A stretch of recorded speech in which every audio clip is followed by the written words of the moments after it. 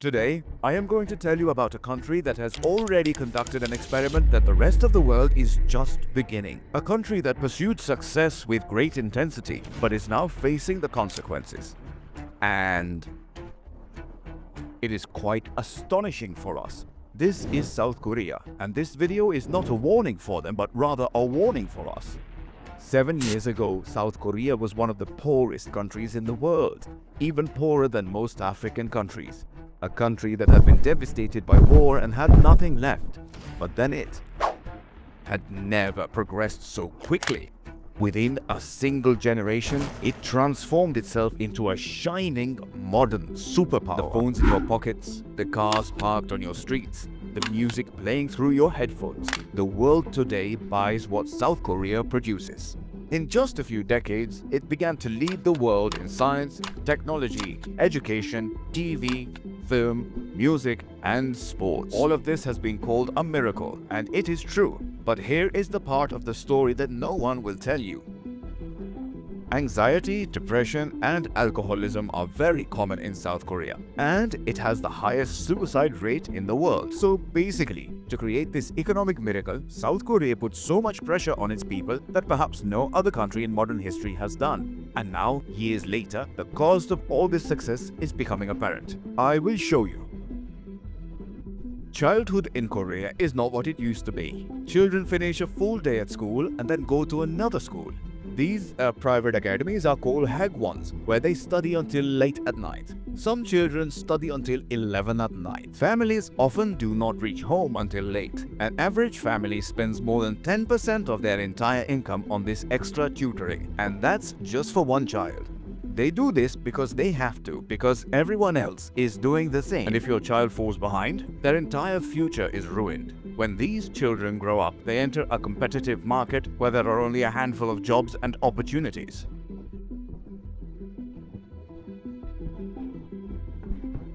Meanwhile, millions of young people are engaged in the race to secure these few opportunities. Here, working hours feel like a punishment. An average Korean works about 1900 hours a year. This is about 1500 hours more than any other wealthy country. Studies conducted within Korea have linked these long working hours to something much darker. Basically, workers who work more than 50 hours a week are at a nearly elevated risk of taking their own lives. South Korea has the highest suicide rates in the developed world, even double the average of other wealthy countries. And in 2025, among Koreans over 40, this was the leading cause of death. And people in their 20s and 30s have this as their #1 killer. A wealthy, advanced nation is quietly losing its own people to the pressure it has created. The youth have seen all of this.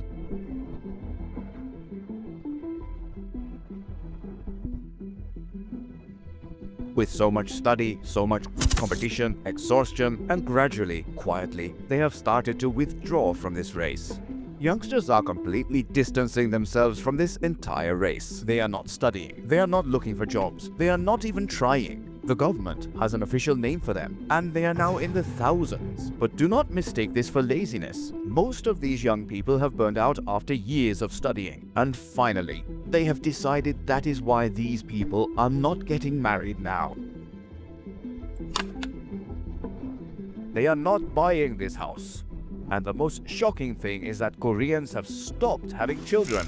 South Korea's birth rate is the lowest in recorded human history.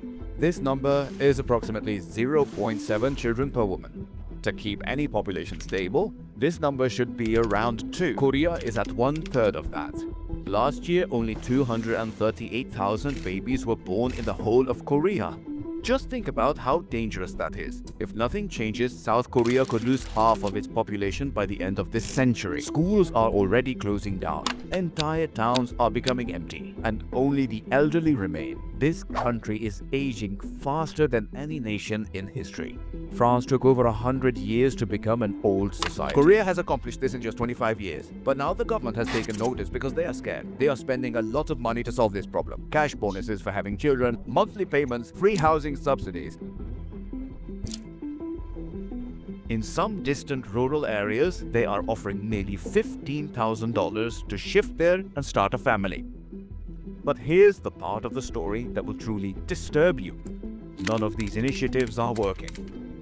Because you can't pay people to live a life that seems exhausting.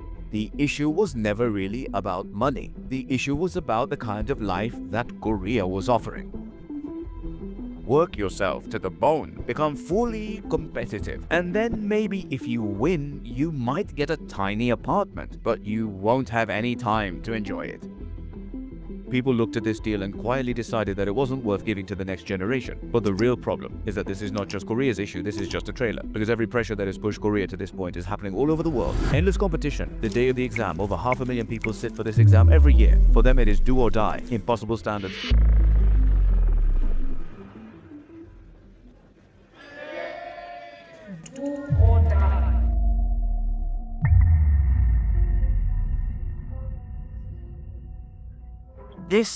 You will have to achieve everything on your own to live a normal life. Those mobile screens have taken the place of real friendship. The inflation has made having a family a thing that very few people can afford. He conducted this experiment with full spirit, and now we are seeing its results coming out in real time.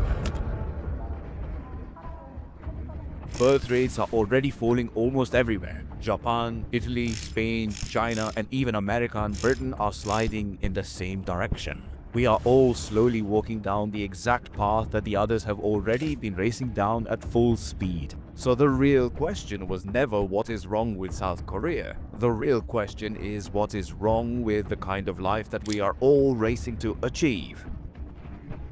A life that is filled with constant work, comparison, and pressure, but their happiness at the end of this life is perhaps even less than that of our grandparents. South Korea has created the most advanced, modern, and successful version of the dream that we are all chasing. But its own people are quietly deciding one by one that this dream was not worth living.